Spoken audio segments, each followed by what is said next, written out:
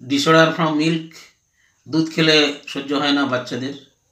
দুধ খেলে পরে পেট ফাঁপ হয়, পাতলা পায়খানা হয়, বমি হয়, ঢেকুর ওঠে, ঢেকুরের স্বাদটা পচা ডিমের মতো হয়, বা কখনো কখনো পেঁয়াজের গন্ধযুক্ত ঢেকুর হয়। এই বাচ্চাদের চেহারা খুব রুগ্ন শুকনো, শীর্ণকায় চেহারা, রোগা পটকা, মুখ থেকে সবসময় থুতুযুক্ত ফেনা বেরোয়, এবং এদের মাথাটা সবসময় ঠান্ডা থাকে, মাথায় ঘাম হয়, আর এদের পায়খানা খুব শক্ত হয়।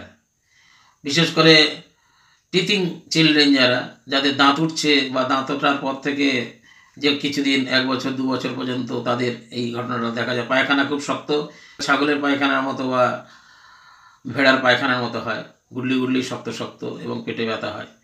এই ধরনের বাচ্চাদের আমরা ব্যবহার করি ম্যাগনেসিয়া মুরিয়েটিকা, অর্থাৎ ম্যাগমিউর। এটা রাখবেন, খুব ফলদায়ক ওষুধ।